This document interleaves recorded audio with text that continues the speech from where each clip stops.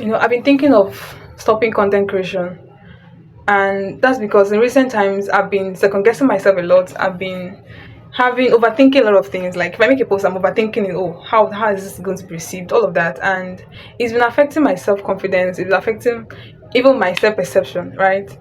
And that's because my type of content, apart from the tailoring content, which I was considering I should do more tailoring content than my monologues or my worldview or my life experiences.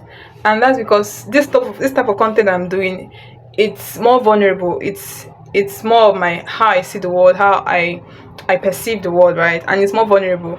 And that vulnerability is also authentic. Is why people can connect, why people can relate to me, because I'm sharing, I'm being real, right? But then I'm also at that point where I fear that this my authenticity might either make or break me, especially when it comes to other people's perception of me. In recent times, I made a post about my experience with ChatGPT last year and how I was lonely and how I was depressed, and I was using ChatGPT as a form of therapy, even though it did not work, right? And I got some critical comments from people that I actually respected, and these comments bordered on judgment, like why would you even consider that, like that's crazy. And it made me look as if I was bordering on some kind of psychosis, and I didn't even know I was losing myself. And I began to actually evaluate that whole experience through their lens, like was I actually going crazy, was I on some kind of level of psychosis I did not know. And it took some long conversation with my sister for me to actually get that perception out of my head.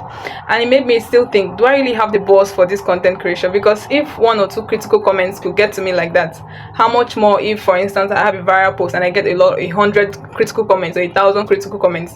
Would I internalize those comments? Would I internalize those critical comments and take it as my own perception of myself? So I'm really very, very careful not to allow other people's perception of me influence how I see myself. Instead, I should be the one to tell the world how to see me, right? And it also made me I'm becoming more resilient. I'm building this content creation is building me in character. I'm discovering more about myself, my insecurities, and it's been a very interesting journey. Not very exciting, but very interesting. I'm learning a lot. I'm also beginning to respect other content creators who have built an audience over the years and who have been consistent, because really we don't know the battles they had to fight within themselves. We don't know the cost of exposing themselves to the world like that. It's not all glamorous, because when you after the post, when you're done, you still go back and you still be thinking about everything everybody has said. And if you're not careful, those things will stay in your mind and stay in your consciousness or subconsciousness.